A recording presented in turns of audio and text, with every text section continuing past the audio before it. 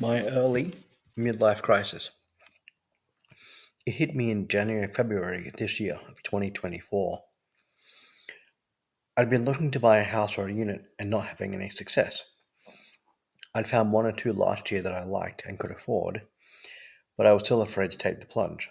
I didn't really know what I wanted and why. And this year, I wasn't having any growth in my life. I was saving money but didn't have anything to show for it.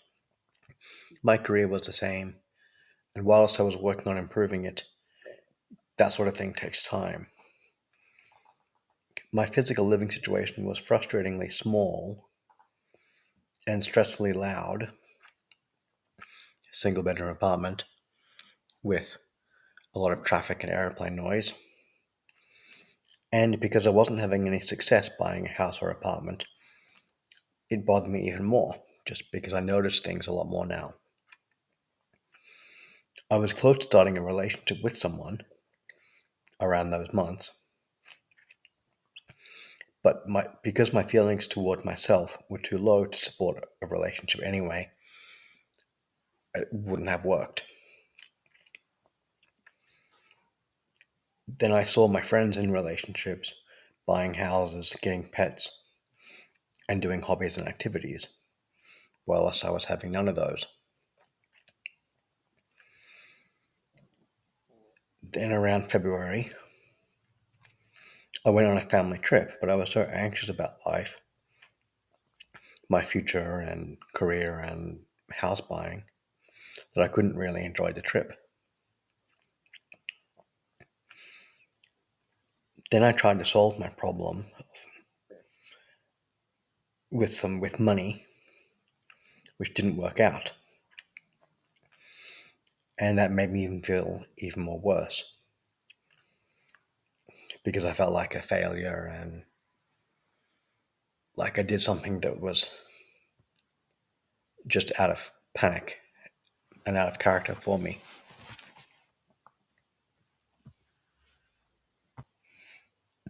By March, my life in general was bothering me enough that I knew I needed some form of change very suddenly. This was kind of a low point for me. The traffic was bothering me, the driving, particularly to look at places to inspect, with long drives sometimes, taking public transport even and waiting around for the buses, which were loud, unreliable, and uncomfortable to wait for and even take.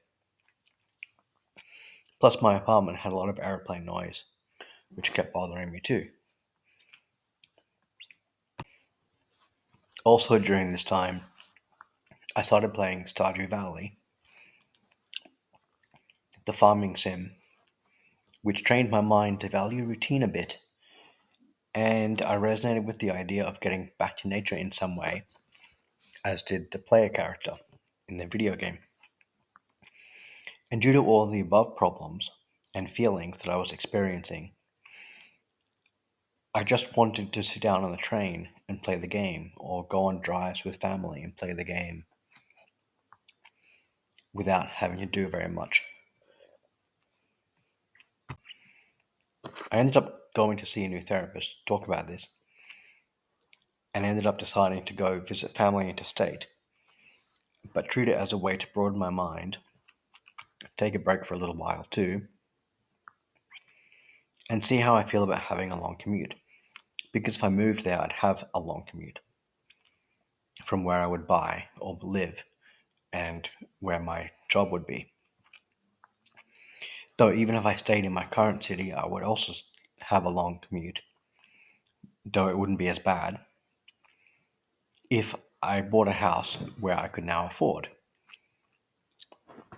Because now the housing prices have stretched out of housing affordability to the outer suburbs and other towns. So I visited the Parents Interstate in April and took a train to the city office a few times per week. While they were long days, it was actually exciting being in the new city and actually being able to collaborate with my team leader.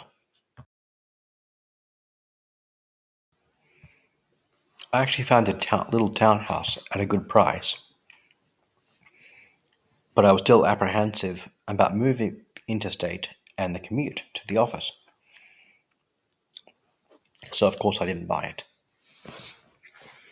But when I came back to Brisbane, I didn't look for an apartment straight away, and I felt so much calmer, no rushing around, just relaxing and enjoying life for a little bit. But I knew I was ignoring my goal of home ownership.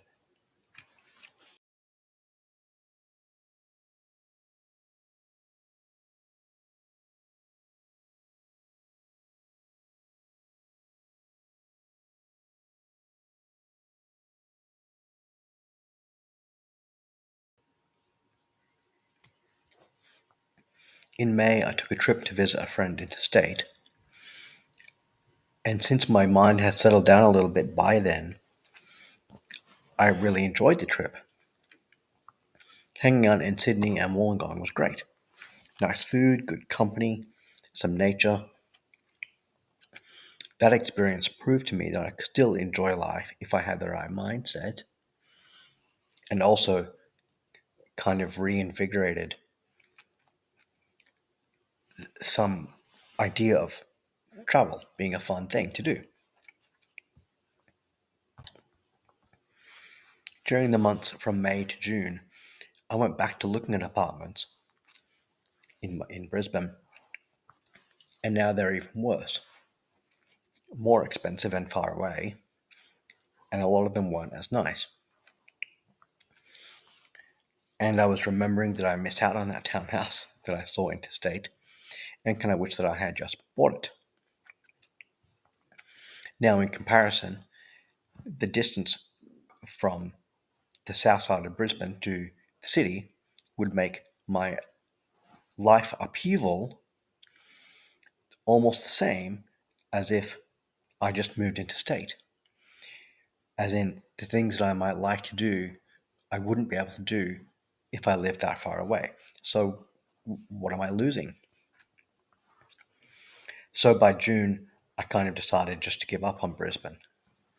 I hadn't actually decided, but I kind of mentally and emotionally decided.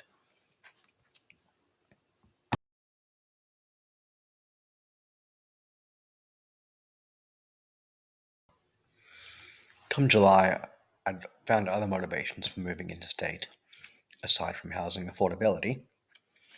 That is, being closer to parents, having some cooler weather, which I just felt healthier in, having a nice mix of city and country lifestyle if I wanted that, which I think I did, and the chance to put some issues behind me and have a sort of a fresh start in life. Then the next time I came to visit the parents, well, as I thought I might see a place again that I liked, I'd have more conviction to buy it this time around. Now, having stopped caring about the long commute as much, because I also realized that during the commute, you can do other things like read a novel, watch a show, work on projects, such as this.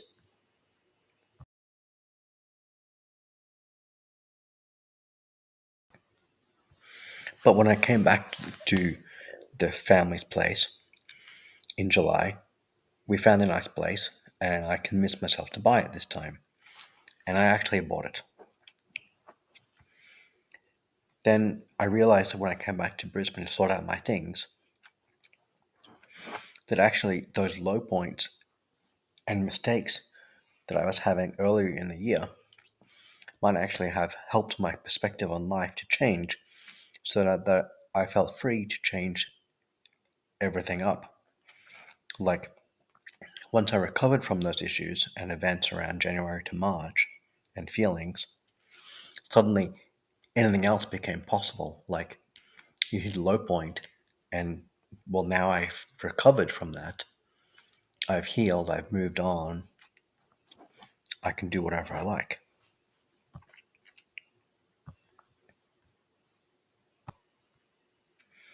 Now that I'm actually living away from those stresses that I was experiencing before and in a nice place, I feel like huge weights have been lifted from me, and I am more calm about life in general. Actually, even during that month I was back to pack up, I was still more calm about minor setbacks. I even noticed that waiting for the bus didn't really stress me out as much, though admittedly we did change offices, which made the bus trip a little bit more convenient. But little things like missing the bus just didn't bother me as much for some reason. And actually, a friend noticed that I felt more decisive about things. It's very interesting, and it's something that I'd like to explore further.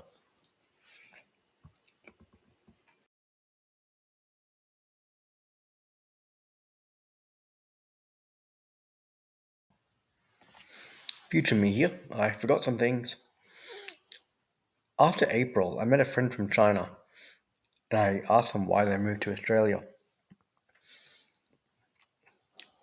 They said that they wanted to experience a different place and didn't think that one had really lived if you'd only lived in one city or area. That got me kind of thinking that maybe it was time for a change after all. Of course, actually, I have lived in different areas in my life, but as an independent adult, I've really only lived in my town in Brisbane. And after this, another friend sent me a video that talked about life and growth. The video's message was basically nothing changes unless something changes. An unclear tautology, sure, but the meaning is that if you don't like your life or some aspects of it, you have to make some sort of change. Maybe not big or all at once, like this, but life doesn't just improve by itself. You have to make the changes yourself.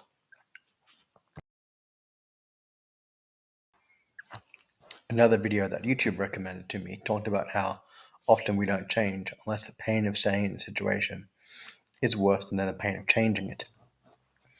For example, if your housing situation is just okay, but you aren't really happy in it, you'll stay until either the rent becomes unaffordable or you become so unhappy there, like in my case, it's too small, or it was too noisy, or the neighbors were arguing all the time, or whatever, that then moving and all the expense of moving and the difficulty of moving actually becomes attractive, or at least the thought of having to do that is okay because you know that the benefit is going to be high. So these were just other thoughts that occurred to me and were planted in my head from these videos and friends that kind of also kind of pushed me into this direction.